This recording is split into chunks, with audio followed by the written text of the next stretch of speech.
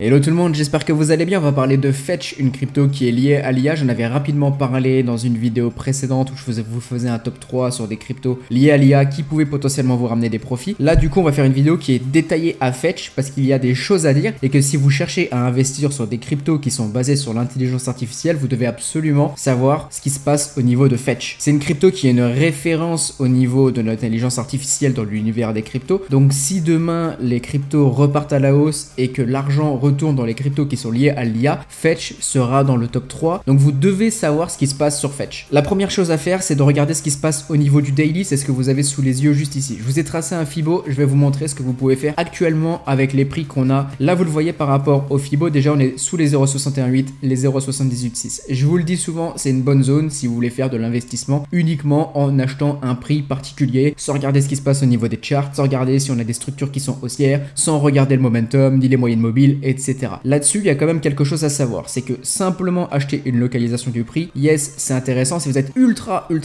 passif dans les cryptos. Par contre, je ne suis pas fan, moi, de faire du DCA simplement sur des localisations de prix. Ici, regardez, déjà, ce que vous devez savoir, c'est qu'au niveau du 0,618, on a une grosse résistance. Et je vais vous dessiner aussi sur les 0,786 le support, on le voit ici au niveau du prix où j'ai le curseur, on le voit ici au niveau de la mèche. Ici, vous le voyez que vous pouvez acheter un petit peu n'importe où comme ça, mais vous pouvez largement optimiser ça en traçant simplement des résistances et des supports. Vous le voyez ici. Si vous achetez par exemple le prix, vous attendez que ça repop un petit peu. Imaginons vous achetez sur les 0,618. Vous le voyez déjà, c'est pas la meilleure localisation. Pourquoi? Ici, vous le voyez qu'on a eu beaucoup de consolidation au niveau du prix. On la retrouve à nouveau ici. On la retrouve ici sur cette zone. Ici, vous voyez que juste en dessous, on a eu du mal à casser. On a retenté ici, on a eu du mal à casser. Donc, si vous achetez ici sur les grosso modo 26 centimes déjà, simplement avec de la localisation du prix, parce que vous dites que c'est bas et que ça pourra quoi qu'il arrive aller beaucoup plus haut sur du long terme. Sur le papier c'est bien, mais vous voyez que clairement ici sur le terrain, vous voyez que c'est casse-gueule puisqu'on est en plein sur une résistance. Donc ce qui risque de se passer si vous achetez simplement ici avec de la localisation, c'est de voir un prix qui repart plus bas et tout de suite ce que vous allez vous prendre dans la tronche au niveau de votre capital, c'est déjà du moins 30%. Donc on part déjà pas forcément bien, sachant que une fois qu'on repart ici, pour revenir sur votre niveau initial, il faudra un 45%, 44%. Donc c'est déjà pas la même. 44% on prend des profits, on ne repasse pas à break-even. Par contre, la localisation, vous pouvez l'optimiser en essayant d'acheter justement un support qui est plus bas, comme vous le voyez ici. Là, vous le voyez, on a retapé ici avec cette mèche. On a clairement un support sur cette zone. Peut-être qu'on ira plus bas et qu'on ira chercher les 12 centimes si vraiment on a un gros dump sur le marché. Et si vous achetez par exemple ici, le simple fait d'avoir un rebond, c'est ce que je vous disais, vous allez tomber sur les 45% et vous pourrez déjà prendre des profits ici et sécuriser une partie de votre capital ou bien remonter votre stop loss en fonction de votre profil. En plus de ça, ce que vous devez voir ici, c'est qu'on est sous les moyennes mobiles, donc clairement tendance baissière. Le RSI nous le montre aussi. Vous le voyez juste ici avec la trendline pour vous mâcher le travail. Vous le voyez qu'on est bien en dessous. On suit une tendance qui est baissière. Il faudra voir un prix, un momentum qui repart comme ce qu'on a ici et qui redonne des signaux haussiers pour vraiment avoir quelque chose d'intéressant. C'est ce qui fait qu'actuellement, uniquement acheter de la localisation, c'est bien si vraiment, je vous le dis, vous êtes ultra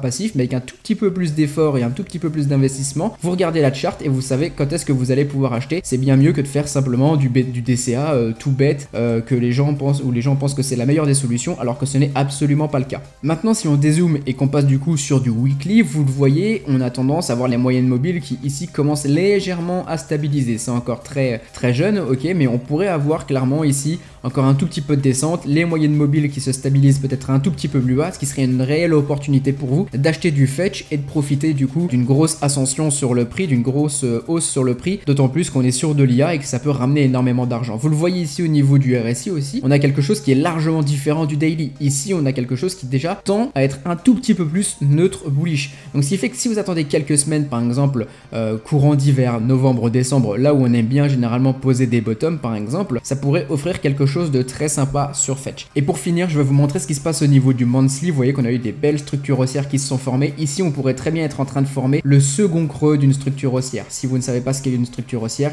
ça ressemble simplement à des W. Ici, vous le voyez, on a le premier creux qui est juste en dessous avec le prix. ici le deuxième creux et ensuite on envoie. Ici la même chose, on pourrait avoir la même chose avec cette structure qu'on a juste ici, mais ça ne marche pas puisque le deuxième creux est beaucoup plus bas qu'ici. Mais là on pourrait très bien avoir le premier creux, vous le voyez, et le deuxième creux qui est en train de se former pour repartir beaucoup plus haut. Et là imaginons sur un bull run 2024-2025, imaginons vous prenez des gros profits, vous vous faites vraiment plaisir sur un token qui est lié à l'intelligence artificielle et donc qui peut ramener beaucoup d'argent, beaucoup de spéculation. En plus de ça, vous le voyez, le RSI quoi qu'il arrive ici n'est pas du tout bearish, on est sur un neutre pour le moment. Si vous n'avez pas le temps d'analyser les graphiques, je vous ai prévu un Telegram privé avec des signaux d'achat et de vente. J'analyse le marché pour vous et je vous partage les meilleurs signaux pour construire votre capital, multiplier vos profits et ça sans passer des heures derrière un écran. C'est parfait si vous êtes plutôt investisseur justement ou simplement swing trader. Si vous faites du scalping ou du day trading, c'est pas fait pour vous. Mais par contre, si vous aimez justement prendre simplement des trades qui vont durer quelques jours, quelques semaines pour faire des plus gros profits justement que simplement des petits pourcentages sur du scalping et du day trading, c'est parfait pour vous. Je vous explique tout, le lien dans la description. Je vous dis à très bientôt, bonne journée.